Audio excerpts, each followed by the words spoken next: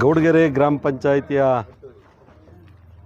ಇವತ್ತು ನೂತನ ಅಧ್ಯಕ್ಷರಾಗಿ ಮಂಜುಳಾ ಗೌಡಪ್ಪನವರು ಮದ್ದಕ್ನಳ್ಳಿ ಗ್ರಾಮದ ವಾಸಿಗಳು ಇವತ್ತು ಅಧ್ಯಕ್ಷರಾಗಿ ಅವಿರೋಧವಾಗಿ ಆಯ್ಕೆಯಾಗಿದ್ದಾರೆ. ಇವತ್ತು ಗ್ರಾಮ ಪಂಚಾಯಿತಿಗಳು ಅವಿರೋಧವಾಗಿ ಆಯ್ಕೆ ಆಗ್ತಕ್ಕಂಥದ್ದು ಭಾಳ ವಿರಳ.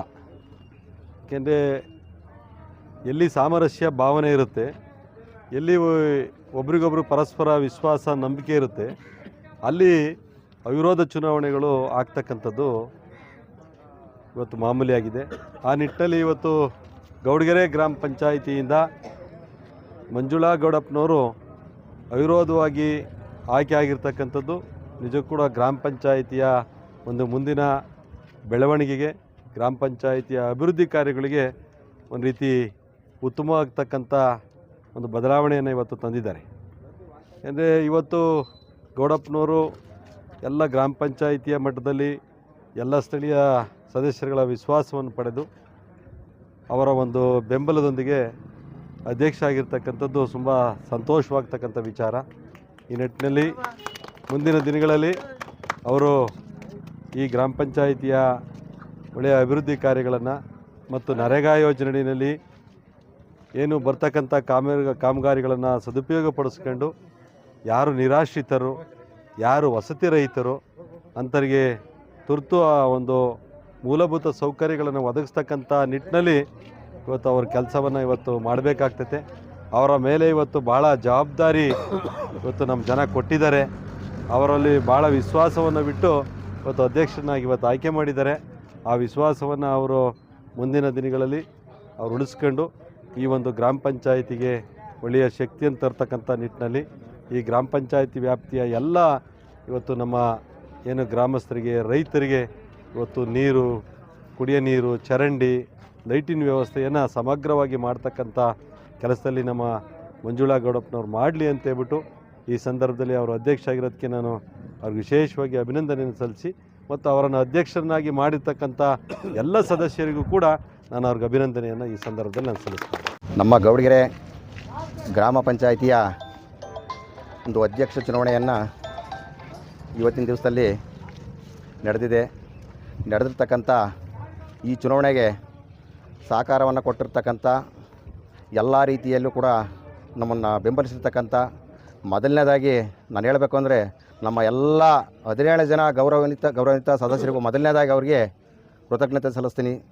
ಯಾಕಪ್ಪ ಅಂದರೆ ರಾಜಕೀಯ ತಮಗೆಲ್ಲರಿಗೂ ಗೊತ್ತಿರ್ತಕ್ಕಂಥ ಒಂದು ವಿಚಾರ, ಎಲ್ಲರಿಗೂ ಆಸೆ ಆಕಾಂಕ್ಷಿ ಅಂತಕ್ಕದ್ದು ರಾಜಕಾರಣದಲ್ಲಿ ಇದ್ದೇ ಇರುತ್ತೆ. ಆದರೂ ನಮ್ಮ ಮೇಲೆ ಇಟ್ಟಿರ್ತಕ್ಕಂಥ ಒಂದು ಪ್ರೀತಿ ವಿಶ್ವಾಸಕ್ಕೆ ಯಾವತ್ತೂ ನಾವು ಕೂಡ ಸ್ಥಿರವಾಗಿ ಇರ್ತೀವಿ. ಯಾವತ್ತೂ ಕೂಡ ಅವ್ರನ್ನ ಒಂದು ವಿಶ್ವಾಸಕ್ಕೆ ತಂದು ಒಂದು ಅಭಿವೃದ್ಧಿ ವಿಚಾರದಲ್ಲಿ ಹೆಚ್ಚಿನದಾಗಿ ಅವರೆಲ್ಲರ ಸಹಕಾರದೊಂದಿಗೆ ನಾನು ಕೆಲಸ ಮಾಡೋಕ್ಕೆ ರೆಡಿ ಸಿದ್ಧವಾಗಿದ್ದೀವಿ ಅಂತಂದು ಈ ಸಂದರ್ಭದಲ್ಲಿ ನಾನು ಹೇಳೋಕ್ಕೆ ಇಷ್ಟಪಡ್ತೀನಿ. ಈ ಸಂದರ್ಭದಲ್ಲಿ ನಮ್ಮ ಅಣ್ಣನಾಗಿರ್ತಕ್ಕಂಥ ಗೌಡರು ಕೂಡ ಬಂದಿದ್ದಾರೆ. ಅವ್ರಿಗೂ ಕೂಡ ಈ ಸಂದರ್ಭದಲ್ಲಿ ನಾನು ಈ ಸಂದರ್ಭದಲ್ಲಿ ಶುಭ ಹಾರೈಸ್ತೀನಿ. ಯಾಕಪ್ಪ ಅಂದರೆ ರಾಜಕಾರಣ ಈಗಾಗಲೇ ನಮ್ಮ ರಾಮಕೃಷ್ಣಪ್ಪ ಅವರು ಹೇಳಿದರು, ಬೇಸಿಗೆ ಸಂದರ್ಭದಲ್ಲಿ ಅಧ್ಯಕ್ಷ ಆಗಿದ್ದೀರ, ಎಲ್ಲ ರೀತಿಯ ಅಂತರ್ಜಲ ಕುಸ್ತೋಗ ಪರಿಸ್ಥಿತಿಯಲ್ಲಿ ಇವತ್ತು ಅವನ್ನೆಲ್ಲ ಎದುರಿಸ್ಬೇಕಾಗೈತಿ ಅಂತ ಎಲ್ಲರೂ ನಮ್ಮ ಸದಸ್ಯರುಗಳನ್ನ ವಿಶ್ವಾಸಕ್ಕೆ ತಗೊಂಡು ಮುಂದಿನ ದಿನದಲ್ಲಿ ಪ್ರತಿ ಗ್ರಾಮಗಳಲ್ಲೂ ಕೂಡ ಏನೇ ಕುಂದುಕೊರತೆ ಸಮಸ್ಯೆಗಳಿದ್ದರೂ ನಮ್ಮ ಪಂಚಾಯಿತಿ ಅಭಿವೃದ್ಧಿಗಳಾಗಿರ್ತಕ್ಕಂಥ ವೆಂಕಟೇಶ್ ಮೂರ್ತಿ ಸರ್ ಆಗಿರ್ಬೋದು, ಎಲ್ಲರೂ ನಮ್ಮ ಪಂಚಾಯಿತಿಯ ಸಿಬ್ಬಂದಿ ವರ್ಗದವರಾಗಿರ್ಬೋದು, ಎಲ್ಲರನ್ನೂ ವಿಶ್ವಾಸಕ್ಕೆ ತಗೊಂಡು ಮುಂದಿನ ದಿನದಲ್ಲಿ ಹೆಚ್ಚಿನದಾಗಿ ಕೆಲಸ ಮಾಡೋಕ್ಕೆ ಸಹಕಾರ ಕೊಡಲಿ. ಅವ್ರ ಜೊತೆ ನಾವು ಕೈ ಜೋಡಿಸ್ತೀವಿ ಯಾವತ್ತು ಅಂತ ಈ ಸಂದರ್ಭದಲ್ಲಿ ನಾನು ಹೇಳೋಕ್ಕೆ ಇಷ್ಟಪಡ್ತೀನಿ. ಆಯ್ಕೆ ನಮ್ಮ ಗೌಡಪ್ಪ ಮಂಜುಳಾ ಅವ್ರಿಗೆ ನಾನೊಂದು 2 ಮಾತಾಡೋಕ್ಕೆ ಇಷ್ಟಪಡ್ತೀನಿ. ನಮ್ಮ ಗೌಡಗೆರೆ ಪಂಚಾಯತ್ನಾಗೆ ಇವತ್ತು ನೀರಿನ ತುಂಬ ಸಮಸ್ಯೆ.